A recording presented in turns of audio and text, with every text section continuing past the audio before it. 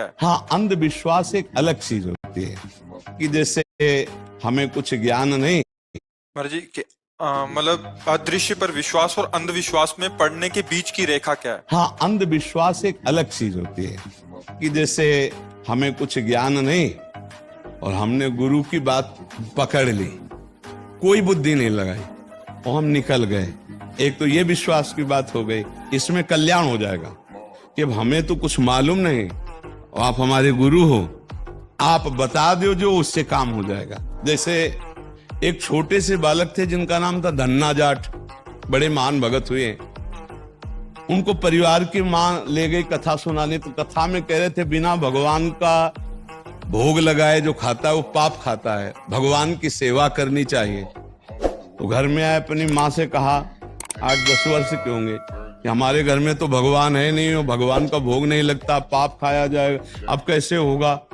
तो कथा का आखिरी दिन था, तो पंडित जी के पास गए, कहा कथा आपने सुनाया कि बिना भगवान का भोग लगाए नहीं खाना चाहिए, भगवान हमारे यहाँ तो भगवान है नहीं, तो आप भगवान दे दो। तो उन्होंने देखा कि बच्चा है, तो उन्होंने कहा देखो कथा समाप्त होगी तब भगवान दे देंगे। अब वो दूसरे दिन जब जाने लगे तो उनके पीछे चले, भगवान दे दो गुरुजी आप कह रहे थे। तो उन्होंने सोचा लड़का है, इसको ठाकुर जी तो दे नहीं सकते, तो भांग खाते थे, तो भांग का बट्टा ऊपर का, कहा ये भगवान है ले लो। तो उनका कैसे सेवा करेंगे, तो बोले नहा के नहा देना और पवा के पा लेना, बस इतनी सेवा है।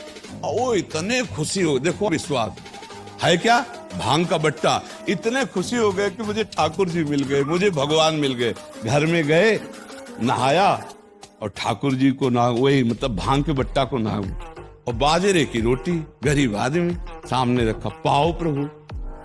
और वहां प्रभु कहाँ, एक दिन हो गया तो उन्होंने सोचा हमारे पास कुछ है नहीं, लगता पंडित जी के पास खीर पुआ सब सामग्री थी तो ठाकुर जी पाते, वो बिल्कुल ठाकुर जी मान रहे। दूसरा दिन हुआ फिर वही बाजरा, तीसरा दिन हुआ फिर वही बाजरे की रोटी। तो वो रो रो करके ऐसे भांग का बट्टा पकड़ा और कहने लगे प्रभु हमारे पास नहीं है कि हम तुम्हें खीर पूड़ी पुआ पवा सके, और गुरु जी ने कहा बिना पवाए पाना नहीं, अगर आप नहीं पाओगे तो हम चाहे मर जाएं लेकिन नहीं पाएंगे। उसी समय श्री कृष्ण प्रकट हो गए, क्योंकि भगवान तो सर्वत्र है ना। भांग के बट्टे की जगह में श्री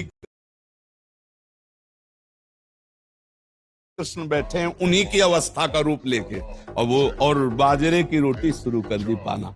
तो बोले देखो तुम कितने निर्दयी हो, 3 दिन से तो हमें भूख लगी है और हमारे घर में ज्यादा कुछ है नहीं, 1-2 रोटी माँ बना पाते है, गरीब आदमी, पूरी रोटी तुम नहीं पाओगे, आधी हमें दो आधी तुम पाओ। भगवान ने, और फिर जो लीला का विस्तार हुआ कि धन्ना सेठ हो गए, अपार वैभव उनके। ये है विश्वास, गुरु के वचनों पर बिल्कुल बुद्धि न चलाकर विश्वास। और एक अंधविश्वास कहते हैं पाखंड को, नहीं कि हम तुम्हारी आयु बढ़ा देंगे, हम तुम्हारा रोग नष्ट कर देंगे, हम तुम्हारा ये कर देंगे वो कर देंगे, ये सब गलत जगह है, अंधविश्वास है, इसमें फंस जाओगे, नष्ट हो जाओगे। तुम बेवकूफ बनाते हो उनको जिनको ज्ञान नहीं है। बचपन से बाबा जी मंत्र अनुष्ठान करते रहे, अवश्य में भोक्तव्यम कृतम कर्म शुभाशुभम, भीषम पितामह 6 महीना बाणों की सैया में रहे, तुम कलावा से तुम कर्म बांध दोगे, जंतुर बांध कर तुम किसी के कर्म मिटा दोगे, तो नौटंकी नाटक है कि नहीं। बोले धन चकाचक आ जाएगा, अरे इतना तुम्हें तमीज होती धन चकाचक करने की तो दूसरे के हाथ देखने की जरूरत नहीं थी, तुम्हें अपने हाथ देख के तुम करोड़पति बन जाते। इसे कहते हैं अंधविश्वास, इसमें मत फंसो, तुमको अपने कर्म भोगने पड़ेंगे। हाँ, एक उपाय है जो तुम्हारे कर्मों को मिटा सके, वो श्री कृष्ण है, दूसरा उपाय नहीं। मामे वे प्रपद्यन्ते माया मेताम, तुम खुद भजन करो, श्री कृष्ण को रिझा लो, वो तुम्हें सुखी कर देंगे, वो कर देंगे सुदामा से सुदामापुरी, ये सामर्थ्य उनमें है। तो इसलिए इसको, इस अंधविश्वास को हम रोकते हैं कि ये ड्रामेबाजी में कभी कोई मत फंसो, किसी के जंतुर भरने में इतनी ताकत नहीं कि हमारे कर्मों को नष्ट कर दे।